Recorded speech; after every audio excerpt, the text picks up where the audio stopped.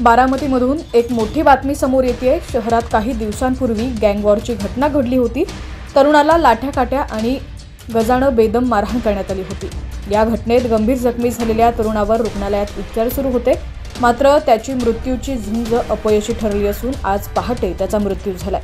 अनिकेत धोत्रे असे या मृत तरुणाचे नाव आहे।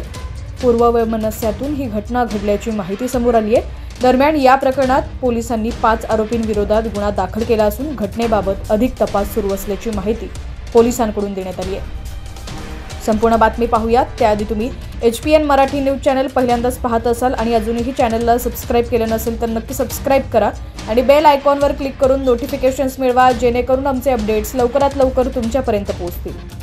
तर घटनेबाबत अधिक माहिती अशी आहे की बारामती शहरातील मुख्य चौकात अनिकेत धोत्रे या तरुणावर टोळक्याकडून हल्ला करण्यात आला होता।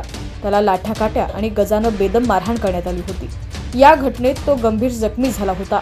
त्याला खासगी रुग्णालयात उपचारासाठी दाखल करण्यात आलं होतं, मात्र उपचारादरम्यान आज पहाटे त्याचा मृत्यू झाला। आरोपींविरोधात गुन्हा दाखल करण्यात आला असून घटनेबाबत अधिक तपास सुरू असल्याची माहिती पोलिसांनी दिली आहे। अनिकेत धोत्रे हल्ला प्रकरणात पोलिसांनी आरोपींवर गुन्हे दाखल केलेले आहेत, मात्र त्याच्या मृत्यूनं संपूर्ण कुटुंबावरती दुःखाचा डोंगर कोसळलेला आहे।